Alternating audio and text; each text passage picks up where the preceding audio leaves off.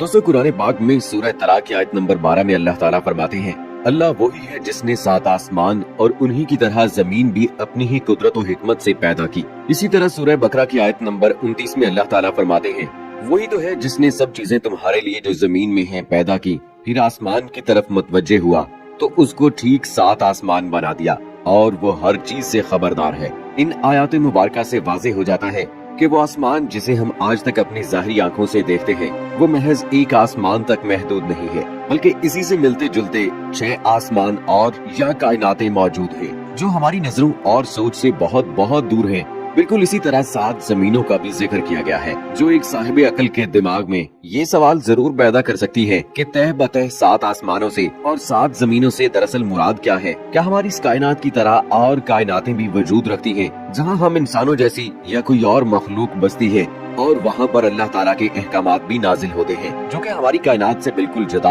और अलग है। या फिर इससे मुराद हमारी जमीन के गिर्द कुदरती मौजूद तहे जैसा कि troposphere, stratosphere, mesosphere, thermosphere, exosphere वगैरह, जमीन का कुदरती मैग्नेटिक फील्ड या फिर ओजोन लेयर वगैरह हैं जो कि हमारी जमीन को हर लम्हा खला से आने वाले दीगर खतरात से बचाती हैं और जिंदगी के वजूद को जमीन पर कायम रखने के लिए इंतहाई जरूरी है। जहाँ तक आसमानों की बात है तो इस बात में कोई शक नहीं कि 7 आसमानों से मुराद हमारे आसमान जैसे 6 और आसमान भी हैं, 6 और जहां भी हैं, जिसका जिक्र कुरान मजीद में कई जगह पर किया गया है। कुरान मजीद के अंदर 250 से ज्यादा जगह पर आसमान का जिक्र किया गया है, जैसा कि सूरह अन-नबा की आयत नंबर 12 में अल्लाह ताला इरशाद फरमाते हैं, और हमने तुम्हारे ऊपर 7 मजबूत आसमान बनाए। बिल्कुल इसी तरह सूरह अल इसरा की आयत नंबर 44 में अल्लाह ताला इरशाद फरमाते हैं, सातों आसमान और जमीन के अंदर जो लोग भी हैं सब के सब उसी की तस्बीह बयान करते हैं और मखलूकात में कोई भी चीज नहीं मगर उसकी तारीफ के साथ तस्बीह करती है, लेकिन तुम इसकी तस्बीह को नहीं समझते।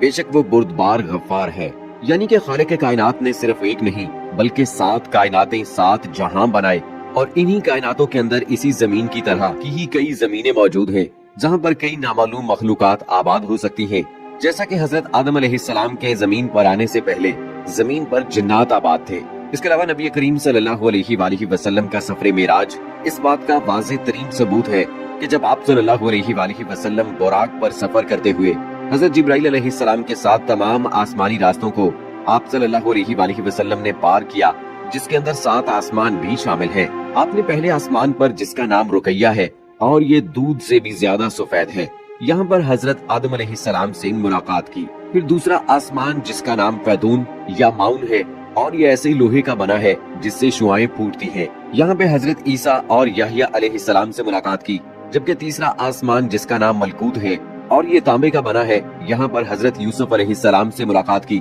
चौथा आसमान जिसे जोहरा कहते हैं और ये सफेद चांदी से बना है, यहाँ पर हजरत इदरीस अलैहिस्सलाम से। 5वें आसमान जिसे मजीना कहते हैं और ये सुर्ख सोने का बना हुआ है, हजरत हारून अलैहिस्सलाम से मुलाकात की। 6ठे आसमान जिसका नाम खालसा है और ये चमकदार मोतियों से बना है, यहाँ पर हजरत मूसा अलैहिस्सलाम से। और 7वां आसमान जिसका नाम लाबिया या दामिया है और ये सुर्ख याकूत से बना है, यहाँ पर हजरत इब्राहिम अलैहिस्सलाम से मुलाकात की। और इसी जगह पर बैतुल मामूर भी मौजूद है, यानी कि जमीन पर मौजूद खाना काबा की तरह उसी के ऊपर आसमान में भी एक खाना काबा मौजूद है, जिसका हर वक्त 70,000 फरिश्ते तवाफ करते रहते हैं और जो एक बार तवाफ कर ले दोबारा उसकी जिंदगी भर बारी नहीं आती। इन्हीं 7 आसमानों के ऊपर जन्नत और जहन्नम मौजूद हैं और जन्नत का हर एक दर्जा एक सियारे की सूरत में मौजूद है। इसी तरह जहन्नुम के भी 7 दर्जे हैं, यानी कि 7 सियारे या 7 प्लेनेट इसके ऊपर सिदरतुल मुंतहा यानी कि बेरी की दरख्त तक मौजूद हैं, जो कि हर मखलूक की हद है और इससे अगर कोई भी मखलूक अगर बढ़ना चाहे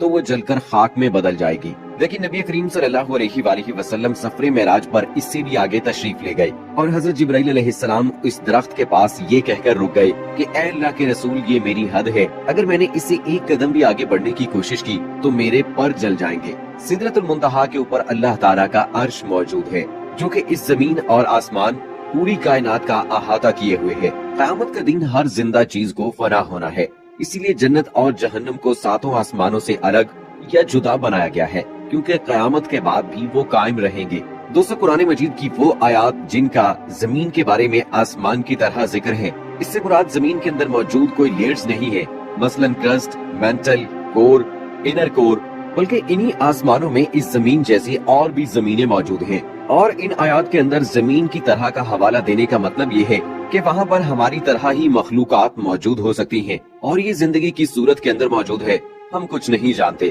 اور اس کی مثال دینے کی وجہ یہ ہے کہ زمین زندگی کی علامت ہے اور انسان بھی صرف اسی کے بارے میں جانتے ہیں۔ جب انسان کی موت کا وقت قریب آتا ہے تو اس کی روح کو ہر ایک آسمان کے دروازے سے گزار کر عالم ارواح کے اندر لے جایا جاتا ہے، جہاں پر قیامت تک آنے والی تمام روحیں انتظار کرتی ہیں۔ ہر ایک آسمانی دروازے پر نگہبان فرشتے موجود ہیں اور اس روح کا حسب نسب پوچھتے ہیں اور پھر اس کے بعد اس دروازے سے گزرنے دیتے ہیں۔ جیسا کہ سفر معراج میں حضرت جبرائیل علیہ السلام نے حضرت محمد صلی اللہ علیہ وآلہ وسلم کا ہر آسمان پر تعارف کروایا اور ان نگہبان فرشتوں نے خوش آمدید کہہ کر دروازے کھول دیے۔ حدیث مبارکہ کا مفہوم ہے کہ پہلے آسمان کے مقابلے میں دوسرا آسمان اتنا بڑا ہے جیسے کسی صحرا کے اندر ایک انگوٹھی موجود ہو۔ ایک بڑے صحرا کے اندر موجود ایک انگوٹھی کی حیثیت کیا ہو سکتی ہے یہ آپ بخوبی جانتے ہیں، یعنی کہ نہ ہونے کے برابر۔ اور اسی طرح ایک اور جگہ پر فرمایا کہ دوسرا آسمان پہلے آسمان کی نسبت اتنا بڑا ہے کہ دوسرے آسمان کو صحرا سمجھ لو اور پہلے آسمان کو ایک انگوٹھی جو اس صحرا کے اندر موجود ہے۔ اور اسی طرح ساتوں آسمانوں کے بارے میں آپ نے اسی طرح بیان فرمایا کہ ان ساتوں آسمانوں کے اندر ہر ایک آسمان دوسرے آسمان سے سائز کے اندر ناقابل یقین حد تک بڑا ہے، جس کے اوپر اللہ کا عرش موجود ہے اور اللہ کا عرش اتنا بڑا ہے کہ اس کے سامنے 7 آسمان ایسے ہیں جیسے کہ صحرا میں پڑی ہوئی انگوٹھی ہوتی ہے۔ اسی بات کو آج سائنس ملٹی ورس تھیوری کہہ کر کچھ اس طرح سے اس کی وضاحت کرتی ہے کہ ہماری اس کائنات جیسی کئی اور کائناتیں بھی موجود ہیں جو ایک دوسرے سے جدا اور الگ الگ ہیں۔ اس پر دنیا کے سبھی سائنٹسٹ یقین رکھتے ہیں، جسے مشہور کاسمولوجسٹ ڈاکٹر ایلن گوتھ نے نیومیریکل کیلکولیشن سے ثابت کیا اور بتایا کہ جس کائنات کو ہم اب تک سب کچھ کہہ رہے تھے وہ دراصل ہماری اس پوری کائنات کا ایک چھوٹا سا ٹکڑا بھی نہیں ہے جسے ہم آبزرویبل یونیورس کہتے ہیں، بلکہ اصل کائنات یعنی نان آبزرویبل یونیورس اس کے مقابلے میں 3 ×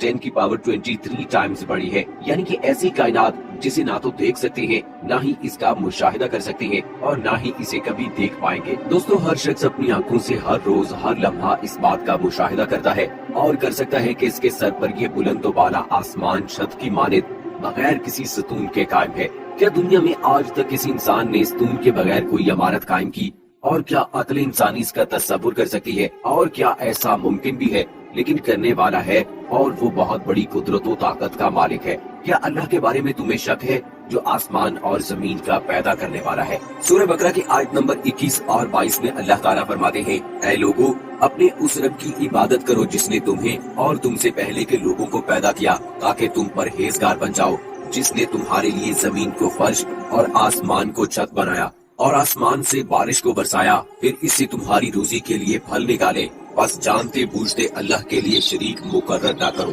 اسی طرح سورہ انبیاء کی آیت نمبر 32 میں اللہ تعالیٰ کا فرمان ہے، اور ہم نے ہی آسمان کو محفوظ چھت بنایا لیکن لوگ اس کی نشانیوں سے منہ موڑتے ہیں، یعنی اللہ کی قدرت کی عظیم نشانیوں میں غور و تدبر نہیں کرتے بلکہ اس سے منہ موڑے گزر جاتے ہیں۔ دوستو، قرآن کریم میں ہر ایک چیز کی اللہ تعالیٰ نے وضاحت کروا دی ہے، ہر ایک چیز کے بارے میں ہمیں بتا دیا ہے۔ سائنس آج اس پہ تجربات کرے، مشاہدات کرے، کامیاب ہو یا نہ ہو، لیکن آج سے 1400 سال پہلے اللہ تعالیٰ نے نبی کریم صلی اللہ علیہ وسلم کے ذریعے سے اپنی کتاب کلام پاک کے ذریعے سے ہمیں سب کچھ بتا دیا ہے۔ اور سائنس جس پر آج کی بات کر رہی ہے وہ دین اسلام کی، اللہ تعالیٰ کی اور رسول اکرم صلی اللہ علیہ وسلم کی بتائی ہوئی باتیں ہیں، انہیں بے تجربات کرتی ہے۔ سو دوستو، امید کرتے ہیں کہ ہماری آج کی ویڈیو آپ کو پسند آئی ہوگی۔ اس ویڈیو کو لائک کریں، شیئر کریں اپنے دوستوں کے ساتھ اور کمنٹ باکس میں اپنی رائے کا اظہار ضرور کریں۔ مجھے اگلی ویڈیو تک اجازت۔